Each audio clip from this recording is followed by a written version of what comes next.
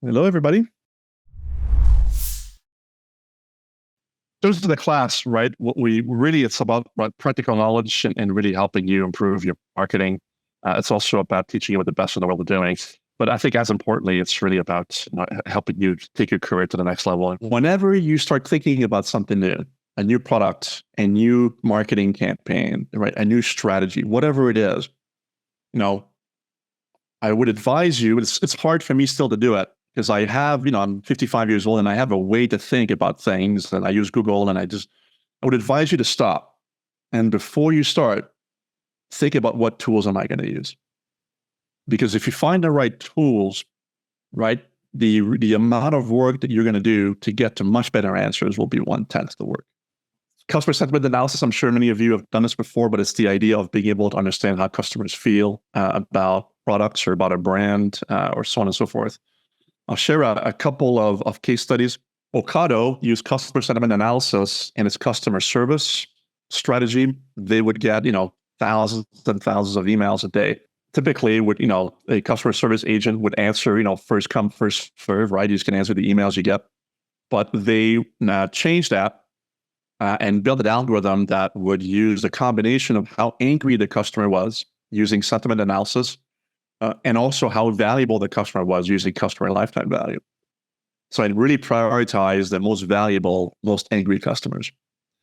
And those emails were answered 10 times faster than before, resulting in a really big lift in on how these most valuable customers felt about the company. I want to show you how if I was doing a startup, right, and I didn't have a lot of money, how you can do a very basic sentiment analysis using ChatGPT.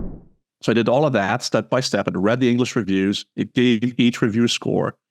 And then it sorted by product ID and sentiment. It created a new file, which is here. And then I said, now show me the first 3 reviews for each product, which are the worst reviews for each product. So just based on a very, very simple prompt on ChatGPT, I was able to create a sentiment analysis tool that I can now run in a batch, like every day after I get all the reviews, I can run and understand what are the worst things happening. And then then you can ask it for product 1001, summarize the 100 most negative reviews, right? So you can actually summarize, like, look, this thing's got poor quality and durability. Like you can do, this used to take, days and days and days to do. Now you can do this in like half an hour. Another cool thing you could do is you could do the same thing, right? You acquire customers, you forecast their 1-year customer lifetime value, you plot it every day, and you also journal every day any big changes that you made, price changes, marketing changes, product changes. So here's an example. This is an actual real chart from a real mobile gaming company. They were tracking the 1-year customer lifetime value of every customer they were acquiring, right? And they were plotting it every day and they were writing down what they were doing, the big tests they were doing. So they launched the app, right? And then the customer lifetime value looks pretty good and it keeps going up for a little while to 0.8. And then they remove a promotion they were doing. And boom, they started acquiring customers and they got worse and worse and worse. And then they did something else in point B. And then boom, customers got better.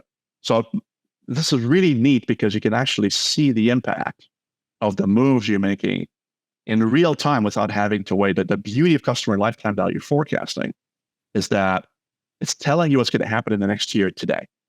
It is worthwhile to start, developing customers. So how do you think about developing customers? Well, first, you've got to put some analysis together. So let me show you cohort analysis. Cohort analysis is the idea that you follow a group of people that you've acquired. So, January 2023, we acquired, a bunch of customers. And on average, right, they spend $60 the first month. And then after that, the second month, that same group of people that was acquired in January 2023 spent $50 and then $40 the month after that. This group of people we acquired in January 2023 spent $150 in the first 3 months of their life, right? February, same thing, right? The first month was $70, then $55, then $40. That group of people, $165 after 3 months. And then the people we acquired in March, right? They spent $80, then $60, then $40. They spent $180 in the first 3 months. March is looking pretty good, right? As opposed to compared to January. Well, what if you had a customer lifetime value model that could forecast the next 9 months and show you that, yeah, the customers that you acquired in January, like they only spent $60 in the first month, but they degraded slowly. They started spending less slowly, right? 60, 50, 40. And the model is suggesting they're going to spend 30, 20, 10, 5, 5, 5, 5, 5. But look at customers in March, right? 80, 60, 40.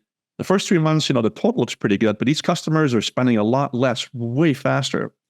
So you can build a model that forecasts that they're actually going to spend, 230. So this model will actually show you that customers that you acquired in January, who look like the worst cohort for the first 3 months, will actually be the best cohort after a year. This class was about thinking differently, right? And kind of, really setting the right KPIs. And then after that, kind of thinking about how you can test more. Thinking very differently about performance advertising, thinking very differently about brand advertising. You guys are in for a treat.